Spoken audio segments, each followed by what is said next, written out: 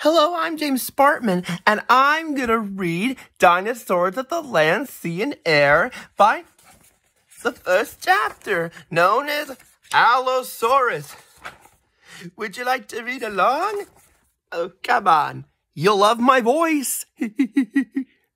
The old Allosaurus could not move as quickly as she used to. Finding food was not as easy as been in the past. There were also more of her own kind on the lookout for large creatures to kill and eat. Wind and rain lashed the countryside. So heavy was the rain that old Allosaurus had difficulty seeing where she was going. Suddenly the wind changed direction. As it did, so it increased in strength. The rain turned to hail. The large hailstones made the old dinosaur's eyes water. She held her head down. At the onset of the storm, most of the other creatures had taken shelter. The young Archaeopteryx had climbed into the nearest trees. Diplodocus sought the shelter of a thicket. The old Allosaurus was so hungry that she plodded her way. She could not see where she was going. Head down to avoid the hailstones, she moved forward. She was stopped in her tracks. As she walked headlong into a tree, a massive form made the old trunk tremble. Up in a fork of the tree, an Archaeopteryx was disturbed and clung on tightly. The storm was short-lived. The black clouds had gone, and in their place bright sunshine flooded the earth. The old Allosaurus felt better. Already other creatures had come from their sheltering places. They were on the move again.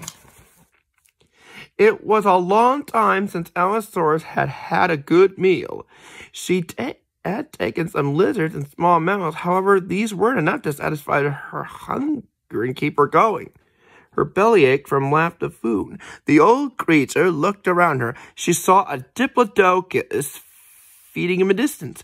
There was a Stegosaurus close by. She even noticed a Brontosaurus emerging from behind a large cactus.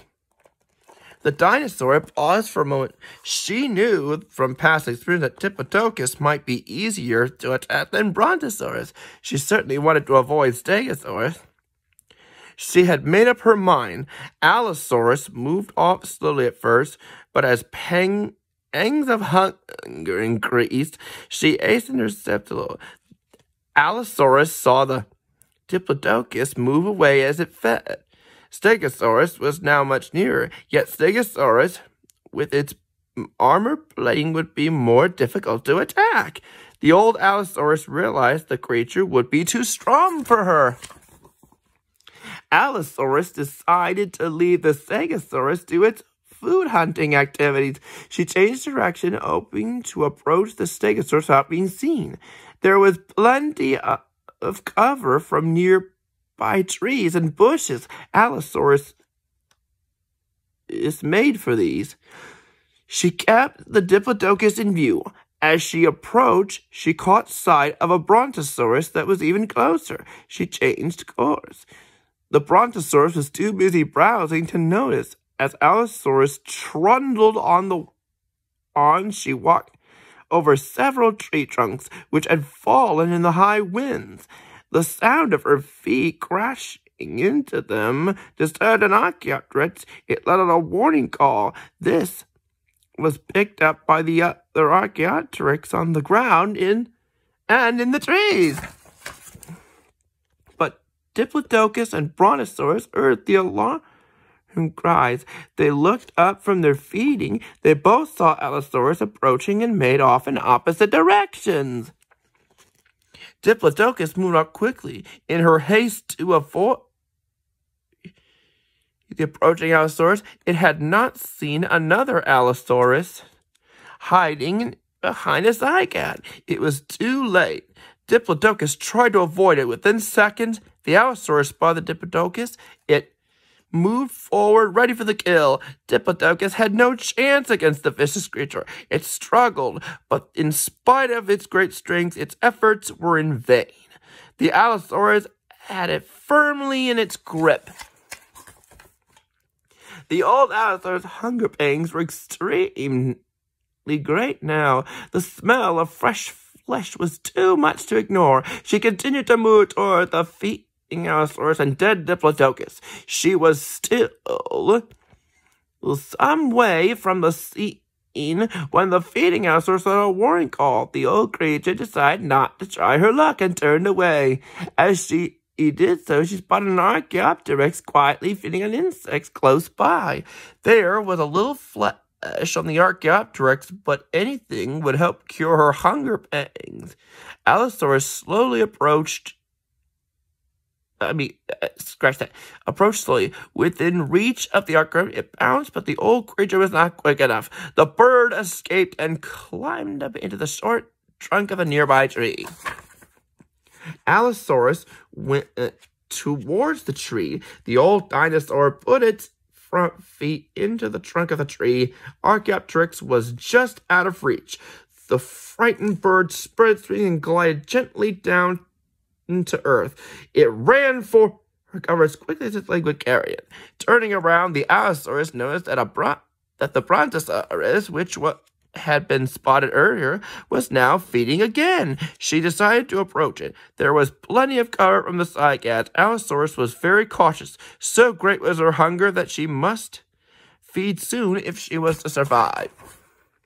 The brontosaurus was feeding close to a tree. Allosaurus was making slow progress. She paused. The brontosaurus was almost within reach.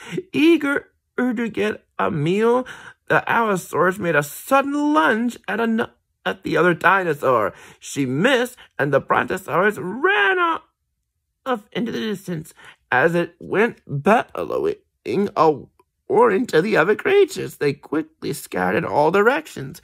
Allosaurus had little energy left. She sank into the ground in exhaustion. She was not sure whether she would be able to get up again. Food had been scarce for some time now. She had to compete for it with other more agile flesh eaters. Now she was not sure what to do. Allosaurus rested for a little while.